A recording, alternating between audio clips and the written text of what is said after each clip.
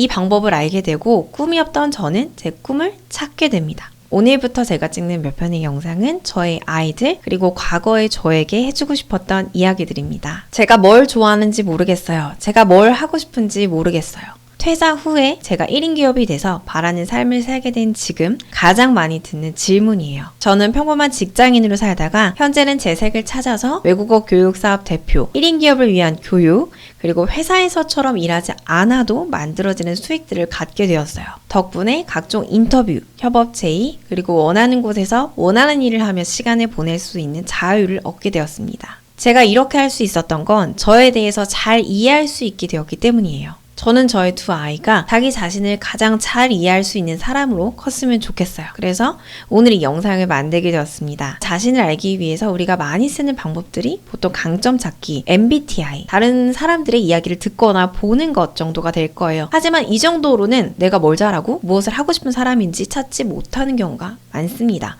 그 이유가 있어요. 획일화된 정규교육 과정을 거치고 취업을 하기 위해서 스펙을 쌓고 내가 하고 싶은 일보다는 내가 해야 될 일을 생각하는 것에 더 많이 초점이 맞추어져 있어요.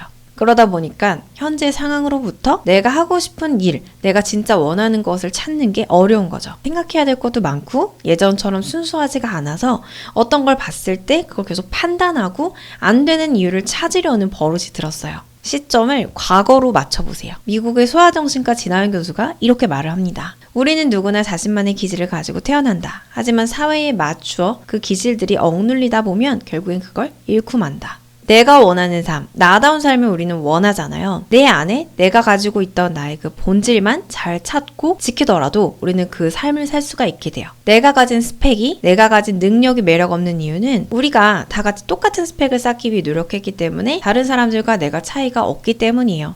하지만 나의 기질은 어떨까요? 사람들마다 각자 가진 그 기질이 다르기 때문에 각자의 고유한 색깔을 낼 수 있게 됩니다. 그래서 이 기질을 찾고 기억해내는데 집중해야 돼요. 이 방법을 알게 되고 꿈이 없던 저는 제 꿈을 찾게 됩니다. 총 2단계를 거쳤는데 첫 번째가 저의 과거로 초점을 맞추고 힌트를 찾았던 부분이에요. 제가 대학교를 다닐 때 제가 되게 존경하던 철학과 교수님이 계셨어요. 그런데 교수님이 어느 날 이 한마디를 하셨고 이게 제 인생의 진리가 되게 됩니다. 그게 바로 뭐였냐면 내가 하고 싶은 일은 내가 어릴 적 하던 놀이에 답이 있다 라는 말이었어요. 어릴 적 우리가 하던 놀이는 누군가의 강압에 의해서 혹은 내가 어쩔 수 없이 해야 돼서 하는 일이 아니에요. 내가 정말로 순수하게 하고 싶어서 하는 일이죠. 그런데 모든 아이들이 다 똑같은 놀이를 하진 않아요. 관심사도 다 다르고요. 저는 어릴 적 제가 가진 인형을 다른 사람들한테 소개하는 걸 좋아했어요. 그 인형에 스토리를 입혀서 제 인형이 동네에서 가장 갖고 싶은 인형이 되길 바랬던 거죠. 당시에 제 인형은 곰돌이 푸우에서 티거였고요.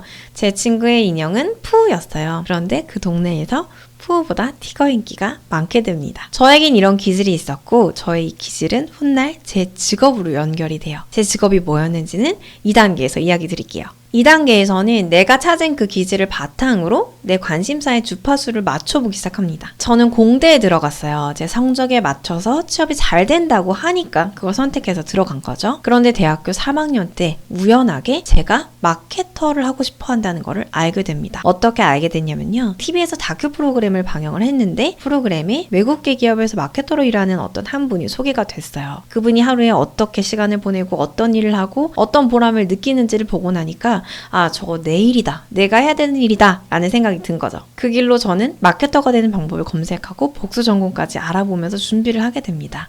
결론적으로 저는 마케터가 되었어요. 제 어릴 적 기질, 제가 누군가에게 무언가를 소개하는 걸 좋아하던 그 기질이 결국에는 커서 마케터로서 저의 제품, 브랜드를 사람들에게 알리는 일을 하게 된 거죠. 나의 기질을 알기 위해선 그냥 머리로만 생각하면 한계가 있어요. 내 과거의 기질의 힌트만으로는 내가 현재 어떤 직업을 가지면 되는지 어떤 일을 하고 싶은지 잘 모를 수가 있어요. 그래서 과거를 돌아보는 것 못지않게 외부 세계에 대한 충분한 노출과 이해도 필요해요. 즉 내가 하고 싶은 일을 찾고 싶다면 과거로부터의 힌트를 얻고요. 그 힌트를 바탕으로 외부 세계에 존재하는 모든 일, 직업에 관한 것들을 다 섭렵한다는 마음으로 책, 미디어 또는 각종 사이트들을 뒤져보면서 알아볼 필요가 있어요. 저의 이 경험을 바탕으로 저는 우리 아이들에 대한 관찰 일지를 현재 쓰고 있어요. 그러면 우리 아이들이 뭘 좋아하고 뭘 잘하는지 지금부터 기록이 되기 때문에 사회에 의해서 그 기질이 없어지는 걸 막을 수가 있거든요. 나에 대한 이해를 잘 하고 싶다면 내가 잃어버린 나의 기질을 찾아야 돼요. 이건 나의 내부 외부의 탐구로부터 이루어지는데 제가 앞서 이야기 드렸던 나의 어릴 적 놀이 그리고 외부 세계에 대한 충분한 이해와 관심을 바탕으로 하실 수가 있어요. 중요한 건 이때 내가 느끼는 감정이나 나의 특징을 관찰일기에 기록해 보세요. 처음에는 굉장히 중요해 보이는 일, 그럴듯한 일만 기록하려고 할 거예요.